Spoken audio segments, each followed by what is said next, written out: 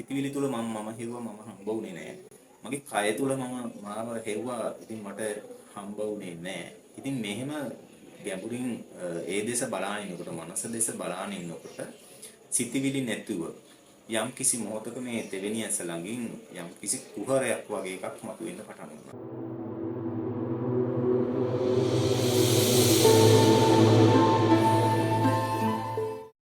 හොඳයි ආයිබෝවන්.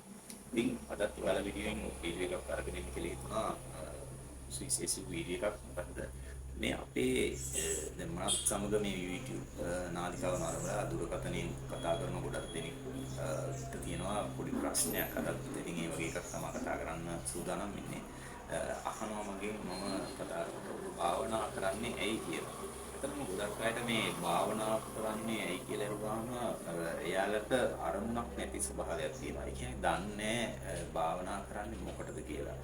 ඉතින් මේක මෙහෙම දැන් කෙනෙක් YouTube එක බලලා හෝ නැත්නම් තවත් ගුරුවරයෙක් යටතේ කල්යාණ මිත්‍රයෙක් යටතේ භාවනා කරනවා වෙන්න පුළුවන්. ඒ කවුරු හෝ කෙනෙක් මොනෑම් හේතුවක් නිසා භාවනා කරනවා මේ වීඩියෝ එක වැදගත් වෙයි කියලා හිතනවා. ඉතින් අවසන් වෙනකම් බලන්න. විශේෂයෙන්ම චිත්ත ශක්තිය කියන එක තමන්ගේ මේ විසිරීලා තියෙන මනසේ අපි පොඩි කාලේ ඉඳලා ගොඩනගාගත්ත සංකල්ප මනස කියලා කියන්නේ අතරම අපි විසින් සකස් කරගත්ත නිර්මාණය කරගත්ත ස්වභාවයක් මනස කියලා කියන්නේ. ඉතින් මේක විසිරීලා මේක ඇලිලා මේක තුල තමයි ජීවිතය ගත කරන්නේ. ඉතින් චිත්ත ශක්තිය කියලා කියන්නේ අතර මේ භාවනාව තුළින් කොහොමද මනස එක අරමුණක තියාගෙන මේ අපි අනවශ්‍ය විදිහට අපේ ශක්තිය වැය කරන්නේ නැතුව ඒ ශක්තිය ඉතුරු කරගන්න ක්‍රමයක් තමයි චිත්ත ශක්තිය කියලා කියන්නේ. ඉතින් විශේෂයෙන්ම රෝග සුවපත් කර ගැනීම සඳහා මෙන්න මේ චිත්ත ශක්තිය අවශ්‍ය වෙනවා. චිත්ත ශක්තිය බලයෙන් තමයි මේ රෝග සුවපත් වීම සිද්ධ වෙන්නේ. අතරම කොහොමද මේ තමන්ගේ චිත්ත ශක්තිය වර්ධනය කරගන්නේ කියන එකත් අද මේ වීඩියෝ එකෙන් පැහැදිලි කිරීමක් කරන්න කියලා හිතුණා. ඉතින් කෙනෙක් භාවනාව විවිධ විදිහට කරන්න පුළුවන්. එයාගේ අරමුණු සමහර වෙලාවට කාර්යබහුල ජීවිතයක් ගත කරන රාජකාරී කටයුතු කරන සමාජයක් එක්ක ගැටෙන විවිධාකාර පැකී රස්සා කරන එහෙම ඉස්සක් මේක බලනවා වෙන්න පුළුවන්.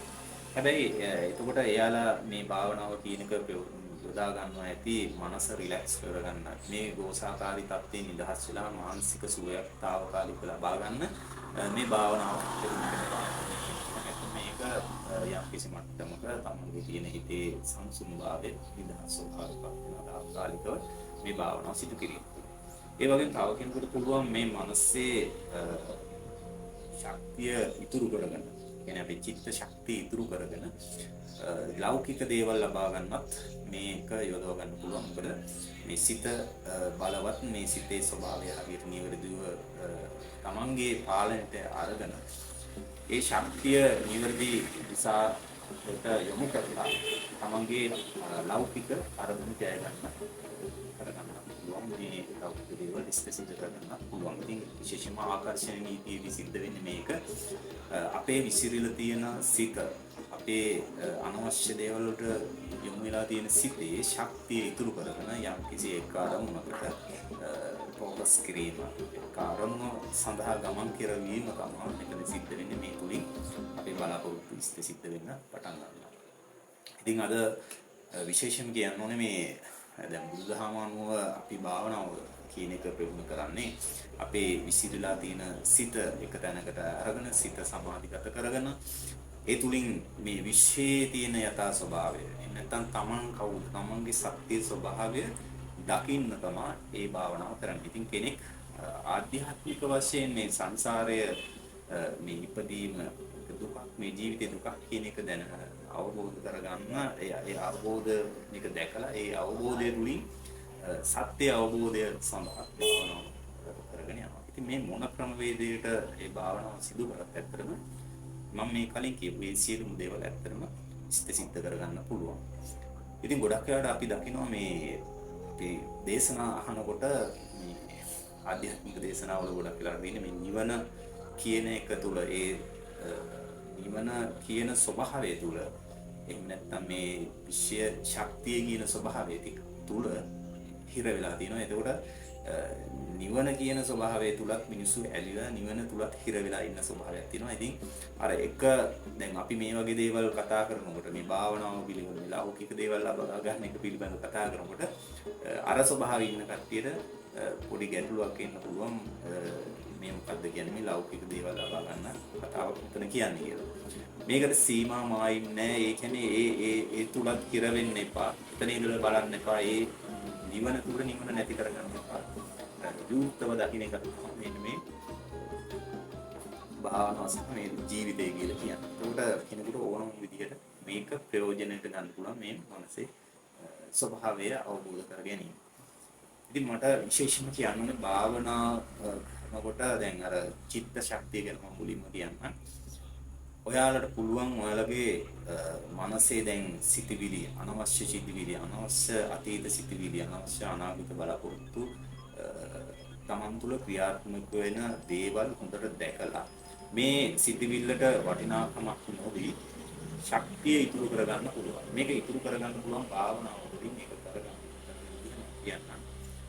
කෙනෙකුට බාහිර වස්තුවක් දෙස අවධානය යොමු කරලා ඒ දෙස බලාගෙන ඉන්නකොට උදාහරණයක් විදිහට ආලෝකයක් දිහා දැන් මේ මෙතන දෙවෙන ඇස් තියෙන මෙතන වල ගන්නවා ඒ දෙවෙන මත ඉතින් මේ තුලින් භාවනා ක්‍රම තියෙනවා යම් ආලෝකයක් පහනක් පත්තු කරලා වුණා ඒ ආලෝකයේ දෙස බලාගෙන තමන්ගේ චිත්ත ශක්තිය ඒ දෙසට යොමු කරගෙන ඒ ශක්තිය ඉදිරි වෙන්න පටන් ගන්නවා. දැසන හිරු නැගගෙන එන මොහොතක ඔබට ඇස් දෙක වහගෙනවත් ඒ ආලෝකය ඔබට ඡායාවක් විදිහට ආලෝකයක් ඔබට දිස් වෙන්න පුළුවන් දෙවෙනි ඇස් ප්‍රදේශයෙන්. ඉතින් ඒකට සමවැදිලා ඒකට හිත තියාගෙන ඉන්නකොට ඔබට ඔබගේ අනවශ්‍ය ශක්තිය වැය වෙන අනවශ්‍ය ශක්තිය ඉතුරු වෙලා ඔබගේ චිත්ත ශක්තිය බලවත් වෙන්න පටන් ගන්නවා.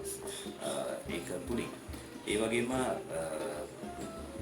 හොඳම දෙයක් තමයි ඔබට භාවනාව කරනකොට මේ විශ්වයේ තියෙන නිහඬතාවයේ හඬ මේ නිහඬතාවයේ හඬ මෙවලමක් කරගෙන ඔබට ඒ තුලින් චිත්ත ශක්තිය වර්ධනය කරගන්න පුළුවන්. ගැඹුරටම ඔබට ඒක මාර්ගයක් කරන මේ මෙවලමක් කරන ඒ තුලින් ඔබට විශ්වයේ තියෙන ස්වභාවයක් අත්විඳින්න පුළුවන්. විශ්වයේ තියෙන සත්‍ය ස්වභාවයක් ඔබ තුලින් ඔබට අවබෝධ කරගැනීමේ හැකියාව. ඒ කියන්නේ ඔබට සමාධිගත කරගන්න පුළුවන් ඔබගේ හිත ඒ තුලින්. එතකොට කෙනෙක් මේ ආකාශ නීති කියලා කියන්නේ අතරම එකම අරමුණක් කරා ජීවිතයේ රැගෙන යාම. එකම සිතිවිල්ලක් එකම අරමුණක් සඳහා ක්‍රියාත්මක වීම.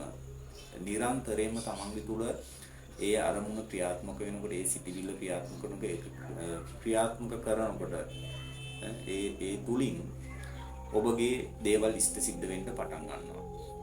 ඇත්තටම මෙතන ක්‍රියාවක් නොකරත් ඔබගේ හිතේ ස්වභාවය හිත බල ගන්නකොට එකම දේ නිරන්තරයෙන් ඔබ මෙනෙහි කරනකොට ඒක ඉෂ්ට සිද්ධ වෙන්න පටන් ගන්නවා. මේ සිතේ ශක්තිය මේ සිතේ බලය ඔබ අනවශ්‍ය දේවල් වලට යොමු කරනකොට නිරන්තරයෙන් මේක විශ්වාසය විශේෂ විශ්වාසය කියන එක තුලින් සිද්ධ කරන යනකොට යහපත් දේවල් සිදු කරනකොට ඒ වගේ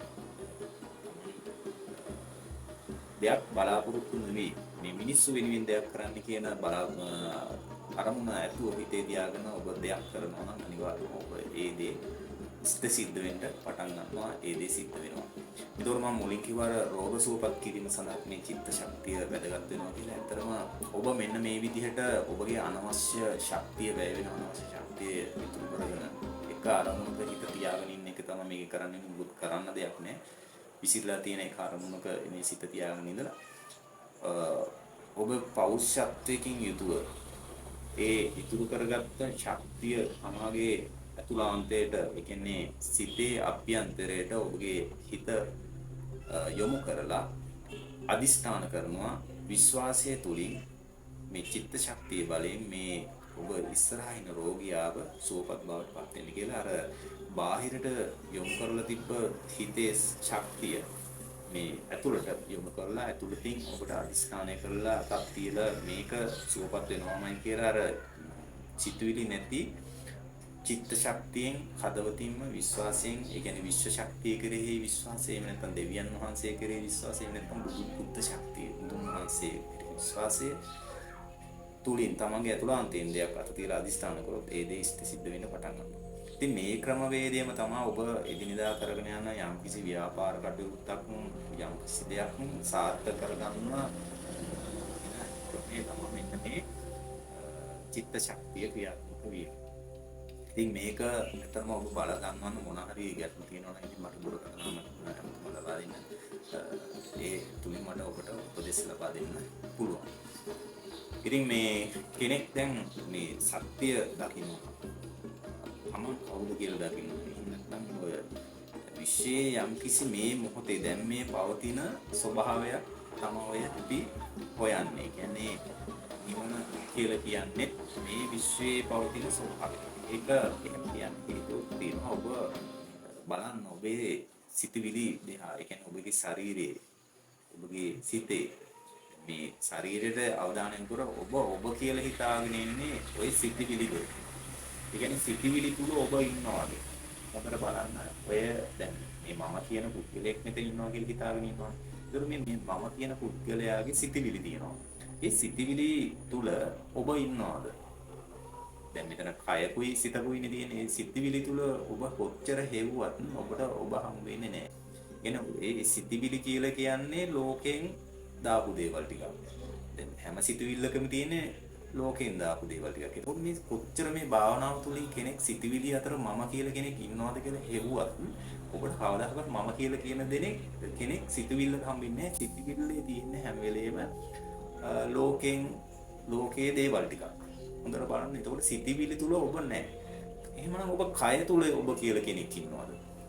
මේ දැන් කයට අවධානය දීලා කය තුල මම ඉන්නවද කියලා බැලුවොත් ඇත්තට කය තුල මම කියලා කෙනෙකුත් නැහැ. ඒ කියන්නේ දැන් ඔය හුස්ම ටික බැලුවොත් එහෙනම් මේ හුස්ම ටික ආйти මට නෙමෙයි සබහාදාමට එළියෙන් ලැබෙන ටික. ඒකට මේ ශරීරය ගත්තොත් දැන් අපෝ තේජෝ වායු පඨවි මේ ශක්තිය සුඛිතුනේ මේ හුස්ම මේ යර්ගති තරගති මෙන්න මේ සංගතක ඒවා එකක්වත් මට ආйти දේවලුත් නෙමෙයි සබහාදාමේ තියෙන. එතකොට සිතිවිලිත් මගේ නෙමෙයි නම් මේ කයත් මගේ නෙමෙයි නම් දැන් මේ සබහාදාමේ විශ්වයේ පවතින ස්වභාවය. ඒ ස්වභාවය ගැන තමයි අපි මේ ස්පර්ශ කරන්න ඔබ යොමු කරන්න ගන්නේ. මොකද මේක මේ සමස්ත ස්වභාවයක්. ඒ කියන්නේ සමස්ත ආලෝකයක් පවතින්නේ සමස්ත විඥානයක්. ඒ කියන්නේ විශ්ව විඥානයක් පවතිනවා. මේ විශ්ව විඥානය බවට පත් වීම තමයි එතනදී සිද්ධ වෙන්නේ. මේ ස්වභාවය තමයි ඇත්තටම විශ්වයේ පවතින ස්ථිර සදාකාලික ස්වභාවය. එතකොට ඒ ස්වභාවය අත්දින් දෙකිනකොට පේනවා මේක මායාවක් කියලා. මේ දැන් මේ පේන එක ඇත්තටම මායාවක්. එතකොට මට ඒක නෙමෙයි දැන් මෙතන කියන්න ඕනකදී ඔබ භාවනාව කරනකොට අර මේක මගේ අත්දැකීමක්. ඇත්තටම මේ ක්‍රමය මම මුලින් අත්විඳ ක්‍රමයක්. ඉතින් මම මෙන්න මේ දැන් තියෙන ස්වභාවය දකින්න මම දැක්කා මගේ සිතුවිලි තුල මම නැහැ. සිතුවිලි කියන්නේ මම නෙවෙයි. සිතුවිලි කියන්නේ සංකල්ප ටික ලෝකෙන් දාපු ඒවා ටිකක්. ඉතින් සිතුවිලි තුල මම හෙව්වා මම හම්බ වුණේ නැහැ. මගේ කය තුල මාව හෙව්වා. ඉතින් මට හම්බ වුණේ නැහැ. ඉතින් මෙහෙම ගැඹුරින් ඒ දේශ බලාගෙන ඉන්නකොට මනස දේශ බලාගෙන ඉන්නකොට සිතිවිලි නැතුව යම් කිසි මොහොතක මේ දෙවෙනි ඇස ළඟින් යම් කිසි කුහරයක් වගේ එකක් මතුවෙන්න පටන් ගන්නවා. කුහරයකින් අර කුහරයකින් අස්සට යනවා වගේ කියලා ගැඹුරටම යනවා. ඉතින් අනිත් බාහිර දේවල් එකක්වත් ඇහෙන්න පටන් ගන්නේ නැහැ. සම්පූර්ණ නිහඬයි.